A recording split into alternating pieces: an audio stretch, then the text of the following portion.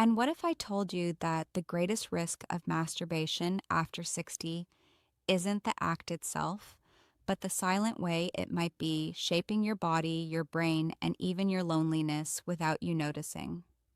What if what seems harmless, private, and even healthy is gradually weakening your firmness, reducing your sensitivity, and diminishing your confidence as a man? Not because you touch yourself, but because no one ever explained how to do it right at this stage of life? If you're an older man and still masturbate, I need you to stay with me until the end, because what I'm about to reveal could completely change how you view your own body. My name is Dr. Carlos Batista. For over 20 years, I've been helping men over 60 recover their energy, firmness, and intimacy. And I can say with absolute certainty that this is one of the most misunderstood topics I encounter weekly in my clinic. Most men were taught to think of masturbation as something simple. It's either good or bad, helpful or harmful. But the truth is much more complex because, yes, masturbation can protect your prostate, improve blood flow, and relieve stress. But it can also silently compromise your erectile response, your hormones, and your emotional connection if practiced in an automatic, repetitive way, or as a substitute for real life. And here's the problem: almost no doctor explains this in detail. So today, I'm going to reveal the 10 hidden risks of masturbation after 60. Risks that don't appear overnight but accumulate like small cracks in a structure that seems solid. And before this video ends, I'll share the natural 7-second technique I teach my patients to restore firmness and drive safely, without medications or prescriptions. But before we continue, if you're not subscribed to the channel yet, subscribe now. Turn on notifications. This content is made especially for men like you, experienced, mature, and still wanting to live with strength. And write in the comments the number 1 if this has already made sense to you so far, or 0 if you think I'm exaggerating. I read every comment. Now, let's get to the first risk, and it doesn't start in the body. It starts in the soul. Risk number 1, social isolation. I remember a 67-year-old retired professor sitting in front of me. Intelligent eyes, dignified posture, but there was something there, a fatigue that didn't come from age.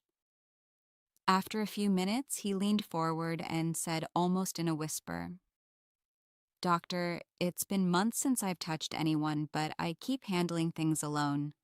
Is that wrong?" The question wasn't about morality, it was about loneliness. There's nothing inherently wrong with masturbation. When practiced mindfully, it can be healthy. The problem starts when it stops being a complement and becomes a substitute. Because gradually, many men start preferring the ease of solitary release over the vulnerability of a real connection. And that's when the world starts to shrink. First, you stop going out as much, then you avoid invitations. Next, you stop trying to get close to someone new because it's easier. No risk of rejection, no exposure, no need to open up emotionally. But also no hug, no exchange of glances, no powerful feeling of being desired by another person. And the brain notices this. Human touch activates emotional circuits that isolated masturbation can't fully replace. Contact releases hormones linked to connection and belonging. When you stop seeking that, your emotional system starts to slow down.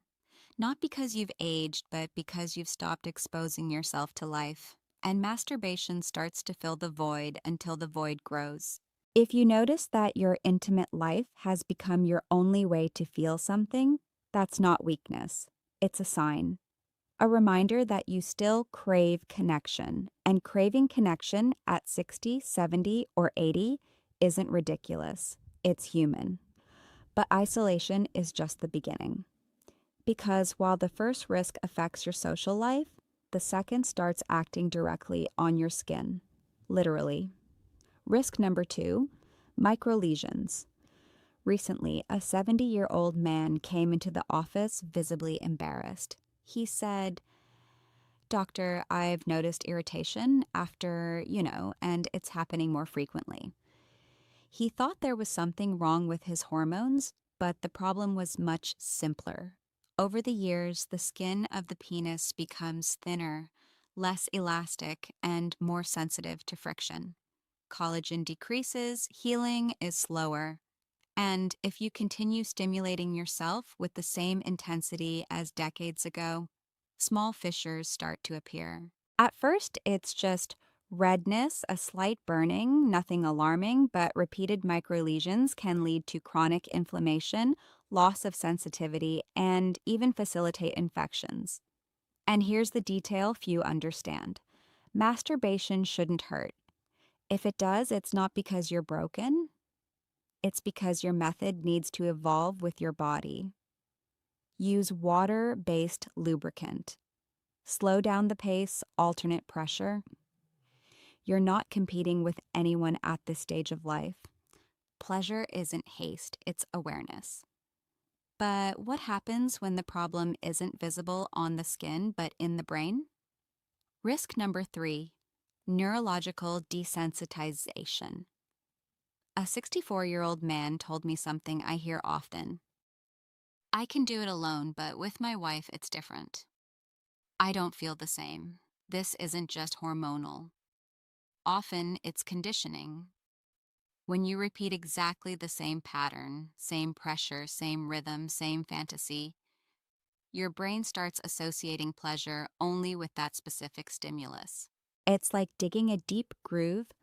Every time water passes through there, the path deepens. After a while, the body forgets how to respond to other forms of touch. That's called desensitization. And in men over 60, it can manifest as difficulty getting aroused with a partner, needing more intense stimulation, or trouble reaching climax outside a very specific environment. But this doesn't mean you've lost your capacity. It just means your nervous system has been overtrained in one direction. The solution starts with variety. Change the rhythm, change the pressure. Use more imagination and less repetitive stimulation. Allow yourself to explore without urgency, because when you re-educate your brain, you reignite your sensitivity. But here's something even more serious, and perhaps the most dangerous risk so far. Risk number 4, masking erectile dysfunction. Many men can maintain an erection alone, but not with a partner, and they conclude everything's fine.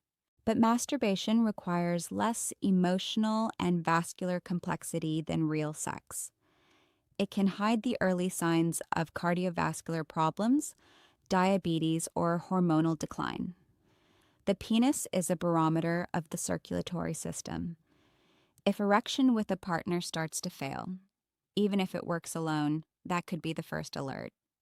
Ignoring that signal delays diagnosis of something treatable. And I'd rather a patient come early with small doubts than too late. But if you think the risks stop there, wait, because the next one involves neither hormones, nor blood, nor skin. It involves something as simple as how you're sitting right now watching this video. And now we come to a point that almost no one associates with male sexual health after 60, but which might be affecting your sensitivity right this moment as you're sitting watching this video. Risk number 5, nerve compression caused by poor posture. It seems too simple to be true, but that's exactly what I discovered when evaluating a 71-year-old man who complained of persistent numbness in the intimate area. He thought it was circulation, maybe testosterone, but it was neither. It was how he sat every day. Many older men spend hours in armchairs, hard chairs, or slightly hunched forward. And when masturbation happens in that context, sitting with the pelvis under excessive weight on the perineum. The nerve responsible for penile sensitivity can be slowly compressed. At first, it's just a strange sensation, slight numbness, almost imperceptible tingling. but over time it can turn into real loss of sensitivity. And here's the scary detail. Many men interpret this as, I'm just getting old, when in reality it's a mechanical issue. If you masturbate sitting, hunched, or on rigid surfaces, start changing that today. Prefer lying down or reclining with proper lumbar support. Place a pillow under your lower back if necessary. Allow the pelvic area to breathe. It seems small, but small habits repeated over months become big consequences. And while posture affects your nerves, the next risk affects something even more delicate, your emotions. Risk number 6. Using masturbation as your only emotional escape valve. A 62-year-old man told me something I'll never forget. Doctor, it's not about desire, it's about silencing my head. He wasn't seeking pleasure, he was seeking relief.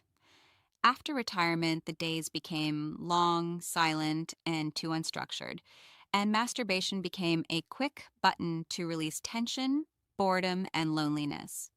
Chemically, it makes sense. Orgasm releases dopamine, oxytocin, and prolactin. For a few minutes, you feel calm, relaxed, almost embraced from within. But here's the danger. When this becomes your only emotional strategy, you stop developing others. You stop talking about what you feel, going out, creating new bonds, because the relief is immediate, guaranteed, risk-free. But relief isn't connection. And when masturbation turns into emotional anesthesia, something inside you starts to shrink. This isn't about morality, it's about balance. If you notice you're using the habit to escape sadness, stress, or emptiness, maybe it's time to expand your emotional repertoire. Walk more, call someone, join groups, learn something new, because you deserve to feel purpose, not just relief. And if emotions can be affected, the next risk hits your mind in another way, more silent, more profound. Risk number 7, guilt and shame. I met a 72-year-old man, deeply religious, who lowered his head and said, "Doctor, after I do it, I feel like I've disappointed myself." That guilt didn't come from the body, it came from old beliefs. Many men grew up hearing that masturbation was sin, weakness, or dirt. And those messages keep echoing even decades later. Chronic shame isn't harmless. It increases cortisol, affects the nervous system, and can reduce your ability to feel pleasure. It erodes self-esteem. And when a man starts associating pleasure with guilt, the brain creates internal conflict. That conflict generates tension. Tension reduces performance. Reduced performance increases shame, and the cycle closes. I want you to understand something with absolute clarity. Conscious pleasure isn't moral failure. Taking care of your own body isn't sin. Shame doesn't protect your masculinity, it weakens it. If you carry guilt, maybe you don't need to change what you do. Maybe you need to change what you believe about it. But while shame weighs on the mind, there's a risk that weighs physically. Risk number 8, pelvic congestion. A 60-year-old man started feeling a dull pressure in the intimate area. It wasn't sharp pain, it was weight, constant discomfort. Exams were normal, prostate healthy, no infection. But when I asked about frequency, he admitted 2 to 3 times a day, almost every day. After retirement, he had more time and the habit became routine. When there's excessive stimulation without adequate recovery time, the vessels in the pelvic area can remain congested. The pelvic floor stays tense, tissue doesn't have time to fully regenerate, and the result is a sensation of pressure, fatigue, persistent discomfort. This isn't moral, it's physiology. At 60 or 70, the body still responds well but needs rhythm. More doesn't mean better. Many men over 60 benefit from longer intervals between ejaculations, not to repress pleasure, but to allow proper recovery. When you respect your body's timing, the quality of response improves. But there's something even deeper that many men ignore completely. And this is where we need to talk about something that starts at the cellular level. Risk number 9, impact on sperm quality and hormonal vitality. Some men believe fertility is no longer relevant after 60, but there are men who still desire fatherhood or simply want to maintain maximum vitality. Excessively frequent ejaculations, especially without proper recovery, can temporarily reduce sperm concentration and quality. More importantly, when the habit becomes compulsive, it can interfere with overall hormonal balance, especially if associated with chronic stress or sleep deprivation. Because here's something few say: testosterone doesn't depend just on age, it depends on sleep, nutrition, exercise, and emotional balance. If you use masturbation to stay up late, wake up tired, or neglect physical activity, the impact isn't direct on the testicles, it's indirect on your routine. And routines shape hormones. But the 10th risk is perhaps the most silent of all. Risk number 10, losing intention. When masturbation becomes automatic, without presence, without awareness, it stops being a choice and becomes a reflex. You don't decide, you react. And whenever a behavior stops being a choice and turns into a repetitive impulse, you lose a bit of autonomy. But here's the good news: all these risks have something in common. They don't require you to stop, they require you to adjust. And this is where I want to share the natural 7-second technique I teach my patients. Before any stimulation, breathe deeply and gently contract your pelvic floor, as if holding urine for 7 full seconds. Don't hold your breath, breathe slowly. Hold the contraction, then relax completely. Repeat 3 times. This activation improves blood flow, awakens the pelvic nerves, and increases body awareness. When done regularly, it strengthens the muscular base responsible for firmness. It's simple but powerful. And here's what I want you to take from this video. Masturbation isn't the enemy of your health. Lack of control is. You're not too old to feel pleasure. You're not too old to desire connection. You're not too old to strengthen your body. But maturity requires awareness. If you adjust posture, rhythm, frequency, and intention, you can transform an automatic habit into a tool for vitality. Because masculinity after 60 isn't about proving strength, it's about preserving potency with wisdom. And if this video opened your eyes, write the number 1 in the comments, because the first step to recovering control isn't changing the body.